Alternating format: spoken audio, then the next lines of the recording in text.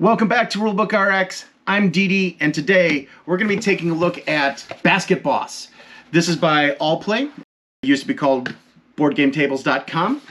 It's part of a new line, a new Kickstarter with a couple other games like Habitat and 9 Lives, and I'm going to be doing kind of like an Allplay deep dive to kind of go over the rulebooks since all of them have a general same look and feel, and I'm going to find out, is Basketboss going to be a slam dunk or a personal foul?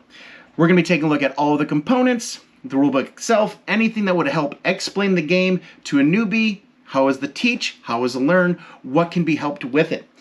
Let's go take a look now. All right, we have everything here set up for a game of Basketboss. All the major components are here. We'll kind of get into some of all of this in a little bit, but for now I want to take a look at the rulebook. I'm going to set this right here on top of the other ones. Hope it's not too busy for you. Taking a look.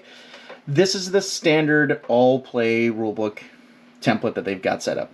Got a color off to the side, everything with a setup on the front, some pretty decent visual representation there.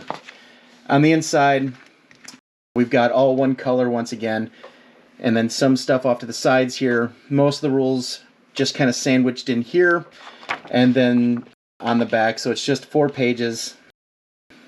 Pretty crammed in with a lot of information. So taking a look with some of the gripes that I've got with this, it's too short. The rulebook itself, I think, could use another couple pages.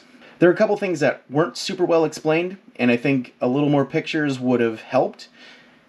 For instance, I'm going to show you in the rulebook here, in the fill market here, they talk about create the free agency market row with players by flipping player cards face up in order until you've reached the income limit or player limit as shown on the scoreboard. So when you look up here, that's where they're talking about, but they don't really tell you that. We got to the end of our first game, and someone was like, well, what does that mean? And I just kind of wish they would have put that, this list in the rulebook here. It seems kind of strange to me that they didn't include that. With all the rules just kind of put in here without any kind of color coding to say like, okay, this is the overview to the offer contracts to awards to hiring and then so on. It's just all in that one color there. And that's not really helpful for when you're trying to teach the game or learning it for the first time. The game itself is actually pretty easy and pretty fun, but while we were going through and learning the game, there were some definite hiccups because of some things that weren't super well explained in the rulebook. So taking a look here, once again, I'm going to flip it over the front. We've got a really nice setup, explanation here of what's all going on. Once again, they take a lot of heavy lifting from use the trophies on the scoreboard here, which is right up here. It would be nice to actually have that on the rulebook, because if you're learning how to set up the game, it's nice to have that available for you right there. It seems weird to be referencing the player board instead of just actually putting it in the rulebook. This rulebook could have definitely used for a bit more pages, if not 2 more pages. This is where I wish Allplay would break this 4-page model. I don't think it's helping any of their games. For some games, yeah, very easy to have 4 pages, but for a game like this could have done with an easy 6. Once again, we got end game here, but then everything else down here is just kind of supplemental information that could be easily passed over. So I don't know why they didn't put the injury bidding over by the regular bidding. One thing that's kind of frustrating is they don't have what you do after you score the stars on here. For instance, here, let me get this out of the way. When we're scoring on this track, we had questions of, well, do we leave our little markers on here from round to round, or how else do you get to 40? That's something that could have been added to the rulebook itself. But yeah, once again, I just think overall this could have used another 2 pages to help with that. Other suggestions I have would have been color coding different sections so that we know, okay, this is all about bidding, this is all about injuries, this is all about the end game. Putting the 1, 2, 3 in different colors there as well, and then maybe having them, coordinated with off to the side here. So that's all I'm going to say about the rulebook itself. Let's take a look at some of the components that come along with it and see how any of that can help with the UI UX and learning the game from the actual board. There's two of the places that you're going to need to be referencing quite a bit. So I kind of wish those were a little bigger and a little easier to read from far away instead of having such a big one of these here. I get that that's thematic and it looks great, but when you really need this information bigger, you know, all of this stuff is just kind of wasted space right here.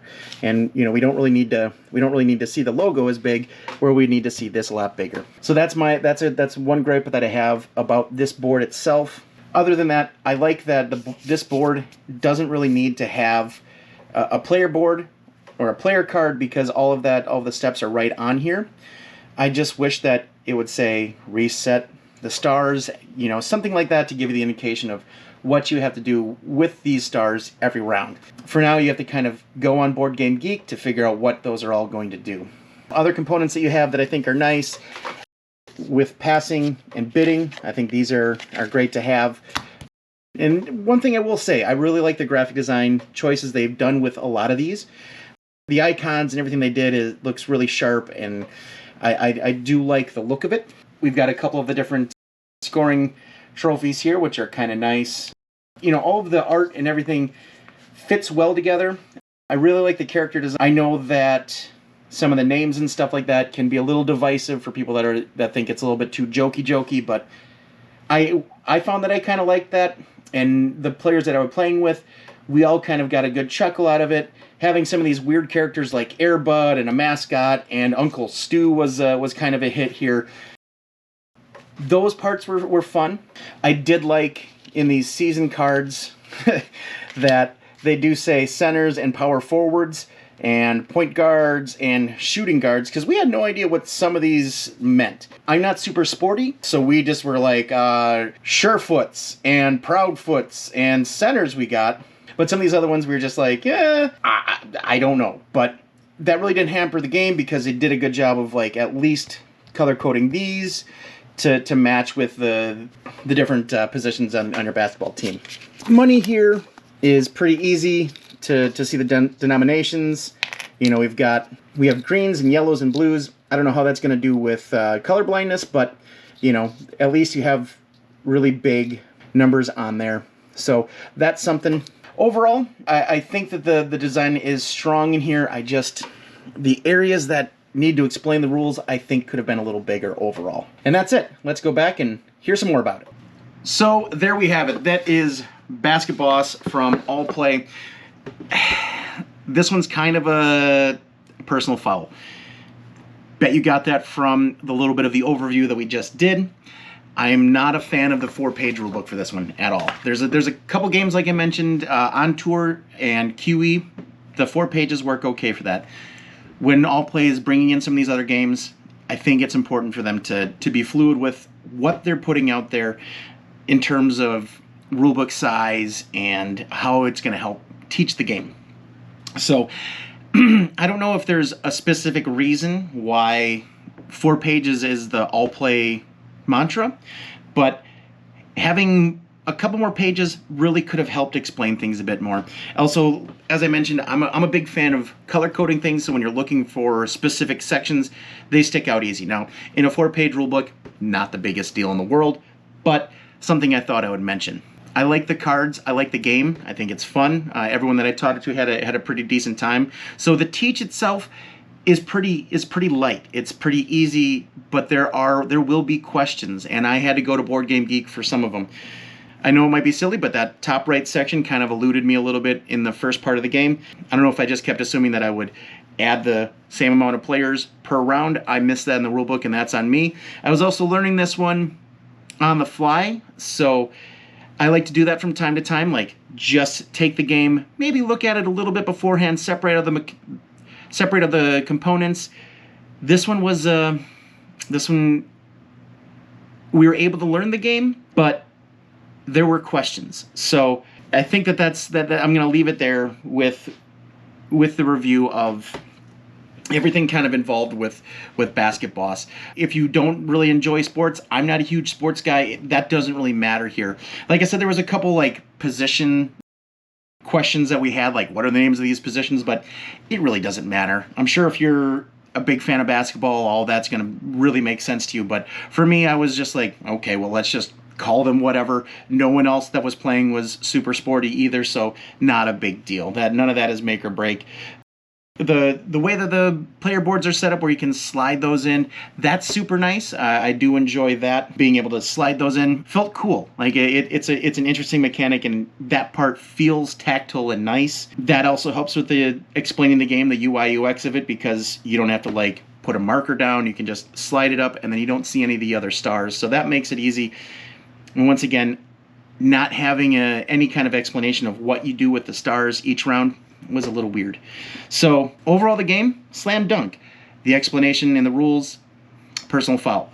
I'm going to be taking a look at the other Kickstarters that went with this package. Habitat will be coming next, I think, and then probably 9 Lives after that. I'm going to be putting a look at the 4-page rulebook here and seeing, does it help any of the games? Does it hurt it? And in this case, yeah, it definitely hurt learning the game. So Allplay, maybe next time you do a run of this, check out that rulebook again. Make sure that you're updating things, add another page. You know, like having 6 pages, probably the easiest way to deliver some of this information that I found hard to understand.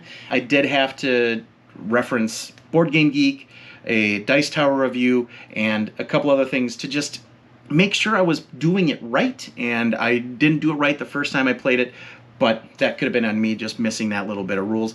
That could have been bolded, that when we start up putting the different players out, it was referenced more by like a little graphic saying here's what you do with it. But I just kind of missed it and glossed over and just kind of went on my way. So having some kind of indication that something different there than what you would expect would have helped. So that's what I got to say on that. If you like looking into deep dives of rulebooks and UI UX discussions, stop on by, maybe like and subscribe if you like. We're going to be taking a look at more of what makes a game tick. Is it easy to teach, easy to learn, here on Rulebook RX. For now, we're going to be signing off. You have yourself a great day, and we'll catch you next time.